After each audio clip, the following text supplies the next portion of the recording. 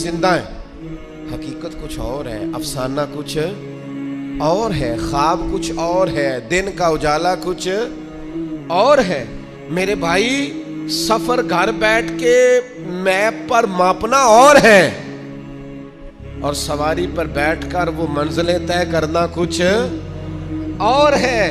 یاد رکھنا، گھر بیٹھ کر یہ کہنا کہ میں آیا یہ اور ہے، اور جب پاؤں میں آبلے پڑ جائیں، چھالے پڑ جائیں، اور جب ذہن چکرانے لگے اور گاڑیوں میں بیٹھتے نظریں گھومنے لگیں، تو اس وقت منزلوں کا تعین کرنا یہ کچھ اور ہے۔ جسے زندگی ہو پیاری وہ یہیں سے لوٹ جائے۔ اپنی زندگی میں حقیقت پسند بنے، کبھی بھی آنکھیں بند۔ میں کبھی کبھی تڑپ جاتا ہوں، کچھ لوگ بڑے ہی حقیقت پسند تھے، بڑے۔ حضرت عمر رضی اللہ تعالیٰ عنہ بڑے حقیقت پسند تھے، کبھی کسی خواب کا سہارا نہیں، کچھ نہیں۔ کسی نے بڑی تعریف کی حضرت عمر کی، کہا کیا بات، اور وقت شہادت کی حضرت عمر نے ساری فضیلتیں اپنی سنی ہوئی تھی، پر عاجزی کا منظر، خود عاجزی کر رہے تھے، ہمیں حقیقت بتا رہے تھے۔ فرمانے لگے تمہارا خیال ہے عمر کی بڑی شان ہے، لیکن یہ اندازے عجز دیکھنا۔ فرمانے لگے میرے لیے دعا کرنا، مجھے زخم لگ گیا ہے، میں دنیا چھوڑ رہا ہوں، میرے لیے دعا کرنا۔ درجہ نہیں چاہیے، بس میری نیکیاں اور میری بدیاں معاذ اللہ برابر برابر ہو جائیں، میرا رب بس اتنا کہہ دے جا تجھے معاف کیا، اس سے زیادہ نہیں۔ یہاں تو جس نے 15 دن نفل پڑھ لیے ہیں اور 10 عمرے کر لی ہیں، اس کے پاس بھی چٹ ہے جیب میں جنت جانے کی۔ یہاں جس نے 5-6 اکٹھی مسلسل محفل نعت کرائی ہیں، اس کے پاس دونوں جیبوں میں لسٹیں نعت خان خطیب پیر دے گئے کہ تو فکر نہیں کرنی، تیرے لیے ہر چیز کنفرم ہے، تو بہت بڑا عاشق رسول ہے۔ جیبوں میں ڈگریاں لیے پھرتے ہیں لوگ، اور حضرت عمر کیا کہتے ہیں؟ دعا کرنا برابر برابر ہو جائے، برابر۔ امام جعفر صادق رضی اللہ تعالیٰ عنہ، میرا وجدان ہے، میں سادہ آدمی ہوں، دعوے سے بچتا ہوں، لیکن ایک فقیرانہ سا دعویٰ کرتا ہوں، امام جعفر صادق کا خالی نام لینے سے فیض نصیب ہوتا ہے۔ کسی کا قول نہیں سنا رہا، ذاتی بات کر رہا ہوں۔ ذکر کرنے سے، نام لینے سے طبیعت کے اندر نورانی فیوز و برکات حاصل ہوتے ہیں۔ اتنا بڑا آدمی، امام اعظم ابو حنیفہ فقہ میں سب سے بڑے امام ہے۔ کسی نے کہا عمر کتنی؟ فرمایا 2 سال کا حضور بڑھاپا اور 2 سال۔ فرمانے لگی عمر وہی 2 سال ہے جو امام جعفر صادق کی خدمت میں گزر گئے۔ اتنے بڑے آدمی سیدنا امام جعفر صادق حقیقت پسند بڑے تھے۔ حضرت داؤد طائی ان کے شاگرد ہیں، مرید ہیں، خلیفہ ہیں۔ ایک دن کہنے لگے ادھر آ داؤد، حضور حکم ہو۔ فرمایا میری آخرت کے لیے دعا کرنا، صرف تعلیم کے لیے، تربیت کے لیے، امت کو پیغام دینے، میری آخرت کے لیے دعا کرنا۔ حضرت داؤد طائی رو پڑے، عرض کی حضور آپ حضور علیہ السلام کے نواسے ہیں، خاندان رسول ہیں، میں آپ کے لیے دعا کروں؟ تو فرمانے لگے یہی تو دعا کرانی ہے کہ کہیں قیامت میں نانا کے حضور مجھے شرمندگی نہ اٹھانی پڑے، دعا کرنا میں کامیاب رہوں۔ میں ڈھیر سارے ایسے سادات کو جانتا ہوں جنہوں نے زندگی بھر کسی کو بتایا نہیں میں سید ہوں۔ وہ کہتے تھے یار ذرا وہ سٹیٹس بن جائے، معیار بن جائے کردار و عمل کا، علم و فضل کا، پھر کریں گے اظہار۔ عاجزی میں رہے عمر بھر، خدا را حقیقت پسند بنے، ریالٹیز کو سمجھیں، جو اصل ہے اس پر آپ قائل ہوں، جو اصل نہیں اس پر آپ کبھی بھی ایک اور حقیقت بھی اچھی طرح سمجھ نہیں۔ یہ ڈھیر سارے لوگ جو رکے دیتے ہیں، پیغام دیتے ہیں اور مجھ سے محبت کی وجہ سے بار بار دعا کا کہتے ہیں، انہیں ایک حقیقت سے پردہ اٹھا کے بتانے لگا ہوں۔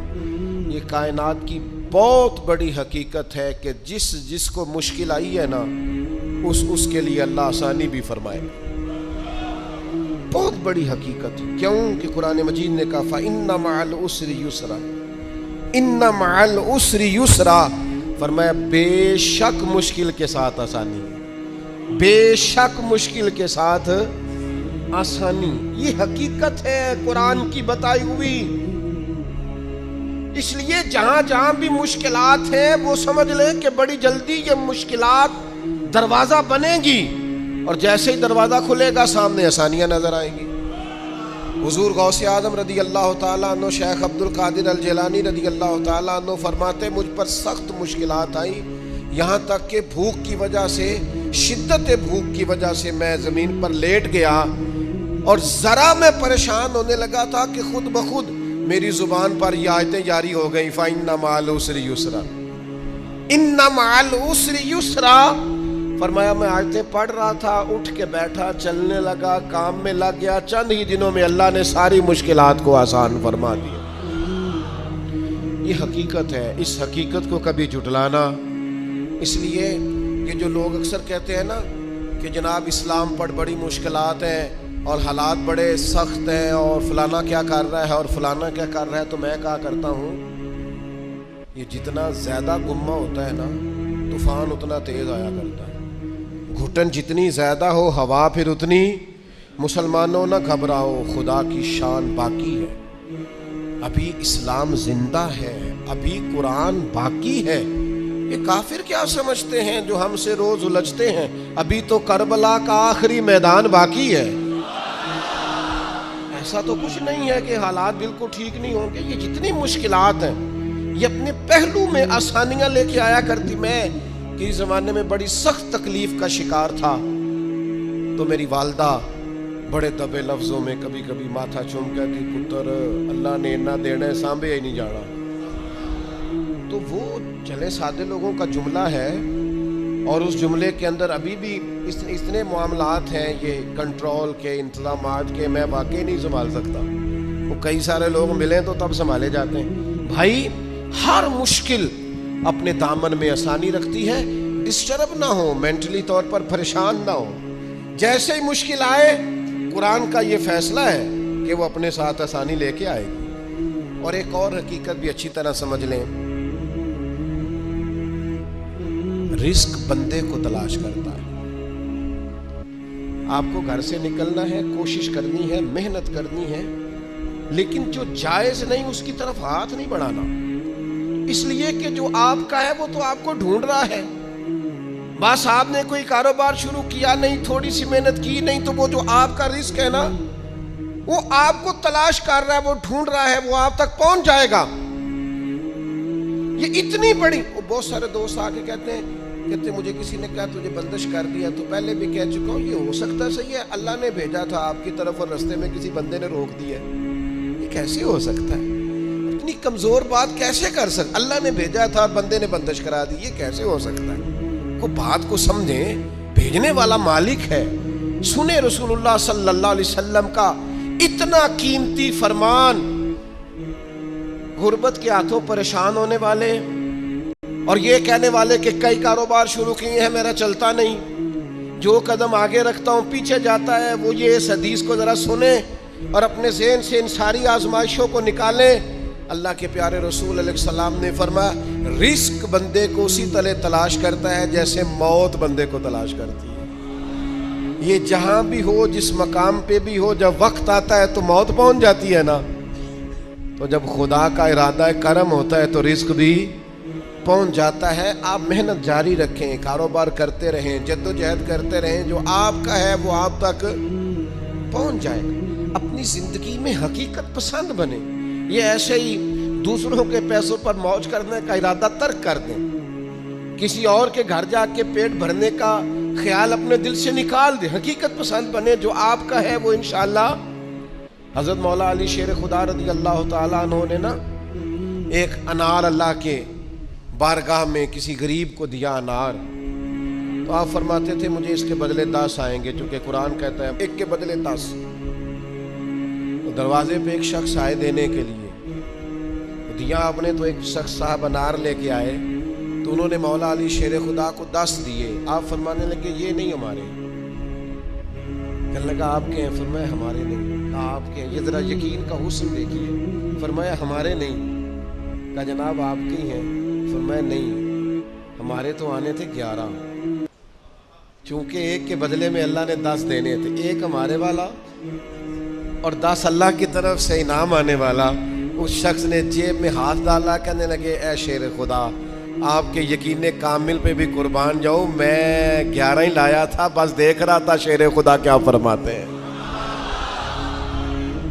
آپ کا یقین، آپ کا اللہ کی ذات پر بھروسہ، کیا خوبصورت انداز ہے۔ محنت تو کی ہے کسی کے گھر میں، مزدوری تو کی ہے کسی کے ہاں، نوکری تو کی ہے کسی کے ہاں، لیکن وہ کی کسی بندے کے ہاں ہے، رزق بارہ اللہ عطا کرے۔ میرا خیال ہے اگر یہ ذہن بن جائے تو یہ جو ہم روز شکوے کرتے ہیں نا، فلانا ظالم ہو گیا، فلانا جابر ہو گیا، فلانا فاسق ہو گیا، اگر کوئی ہے تو ظاہر ہے وہ اپنے جرم کی سزا پائے گا، لیکن ہم اس آزمائش سے بھی باہر آ جائیں، زندگی حقیقت پسندوں والی گزاریں۔ خیالات کی دنیا، خوابوں کی دنیا، لوگوں پر بھروسہ، بندوں سے امیدیں، مخلوق خدا پر توجہ، اتنے مل جائیں گے، اتنے آ جائیں گے، فلانا اتنی مہربانی کر دے گا، ان ساری جو ہماری حقیقت پسندی سے دوری ہے، اس ساری چیز، یہ ساری خوابوں کی دنیا ہے۔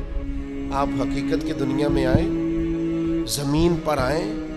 کبھی بھی وہ کسی نے کہا تھا محبت کو سمجھنا ہے تو نہ سے خود محبت کر، کنارے سے کبھی اندازہ طوفان نہیں ہوتا، پانی میں اترے تو پتہ چلتا ہے پانی کتنا کتنا ہے۔ اس لیے عزیز بھائی، میری بالخصوص نوجوانوں سے گزارش ہے، حقیقت پسند بنو یار۔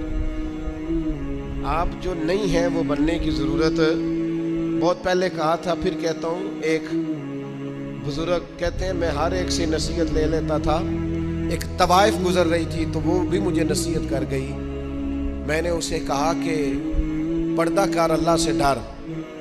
اس نے ایسا جواب دیا کہ کئی گھنٹے بابا جی بے ہوش رہے۔ کہتے میں نے کہا پردہ کر، اللہ سے ڈر، تو کہنے لگی حضور معاف کرنا، آپ نے ایک بات کی ہے تو ایک میں بھی کر لوں۔ میں نے کہا بیٹا کر لو، تو کہنے لگی میں انشاءاللہ توبہ بھی کروں گی، پردہ بھی کروں گی، اور ایک بات کرنی ہے، میں جو ہوں وہی کہلاتی ہوں۔ آپ بتائیے آپ جو کہلاتے ہیں آپ وہ ہیں کہ یا ڈھونگ رچایا ہوا ہے؟ سچ بتائیں، لوگ تو آپ کو ولی اللہ مانتے ہیں، درویش، صوفی، فقیر، خدا ترس مانتے ہیں، آپ نے ڈھونگ رچایا جہاں آپ ہیں بھی۔ فرماتے ہیں اللہ اکبر کا، اور بے ہوش ہو کے زمین پہ گر پڑا، اور پھر میں اسے ڈھونڈتا رہا، زبان خلق کو نکارائے خدا سمجھو۔ او بھائیو، حقیقت پسند بنو۔ یہ جو ہم نے بہانے بازی اپنے ساتھ لگائی ہوئی ہے، اپنے ساتھ دھوکہ کرنا چھوڑ دو، اپنے آپ کے ساتھ ظلم چھوڑ دو، اپنے آپ کے ساتھ زیادتی چھوڑ دو، اپنے آپ کے ساتھ جان بوجھ کر خوش فہمیوں میں زندہ رہ کر عمل سے دور ہونا اور اپنے لیے معاذ اللہ قیامت کی سزائیں اکٹھی کرنا، اسے چھوڑ دو۔ حقیقت حال پر میں، اللہ مجھے معاف کرے، خدا نہ کرے میرے منہ سے کوئی ایسی بات نکلے، یہاں لوگ بچے داخل کرانے آتے ہیں، کہتے ہیں یہ بچہ داخل کر لیں، حفظ کرا دیں، ہماری بخشش کا ذریعہ بن جائے گا، تو میں کہتا ہوں آپ کی ابھی 35-40 سال 45 سال عمر ہے، آپ اپنی بخشش کے لیے خود تیاری کیوں نہیں کرتے؟ یہ بچہ آپ کی بخشش یہ تو کرائے گا، حدیث میں موجود ہے، لیکن میرے بھائی یہ کیا بات ہوئی؟ آپ نہ جائز دیکھیں نہ ناجائز دیکھیں، نہ نماز کا خیال کریں نہ حدود اللہ کا خیال کریں، اور آپ نے ذہن بنا لیا ہے کہ بچہ داخل کرا دیا تو بخشا دے گا۔ اور وہ جو بخشانے والی بات ہے نا مشکات میں، اس کے بھی لفظ کیا ہیں؟ فرمایا جو قرآن مجید کو پڑھے اور قرآن کے حلال کو حلال جانے اور حرام کو حرام جانے، وہ اپنے خاندان کے 10 بندے لے کر جنت میں جائے گا۔ میں انکار نہیں کرتا، یہ بہت بڑی بشارت ہے، حافظ بندے جنت میں لے کے جائیں گے، اور اعلیٰ حضرت نے لکھا ہے عالم دین کے شاگردوں کی تعداد آسمان کے تاروں کے برابر بھی ہوئی تو اللہ عالم کی سفارش ان کے حق میں قبول فرمائے گا۔ یہ بات درست ہے، پر یہ کہ آپ بھروسہ کر کے بیٹھ گئے۔ حضرت ابو ہریرہ رضی اللہ تعالیٰ عنہ نے کہا تھا حضور جو کلمہ پڑھے گا جنت میں جائے گا، تو یہ روایت میں بیان کر دوں تو حضرت عمر قریب تھے، عرض کی حضور اس طرح تو لوگ عمل کرنا چھوڑ دیں گے، تو حضور نے فرمایا ابو ہریرہ رہنے دو، ان کو وہی باتیں بتاؤ جو عمل کے قریب کریں۔ بڑی خوش فہمیاں ہیں، نا عاقبت اندیشیاں ہیں۔ کبھی کبھی لوگوں کی باتیں سن کے ہم حیران ہو جاتے ہیں کہ یار چھوڑ دیں، آپ حقیقت پسند بنے، کم از کم میں कम से कम आप हम तो इतना सोचें कि यार बस जो असल है उस पर रहें, असल से आगे बढ़ने की कोशिश न करें, वरना फिर जिंदगी हवाओं की नज़र हो जाएगी। ख्वाबों में जीने की ज़रूरत नहीं है। आप आँख खोलें, बेदार हों और बेदारी में ज़िंदगी गुजारें। आपको लुत्फ़ आएगा कि जो आप हैं वही आप कर रहे हैं। मैं अल्लाह के हुजूर बड़े दर्द दिल से आज अर्ज़ गुज़ार हूँ, ऐ अल्लाह पूरी दुनिया के मुसलमानों को, पाकिस्तान वालों को अल्लाह हकीकत पसंद कर दे, मेहनत का आदी कर दे, किरदारो अमल को ठीक करने वाला कर दे, आसानी वाला कर दे, शौरी ज़िंदगी गुजारने वाला कर दे।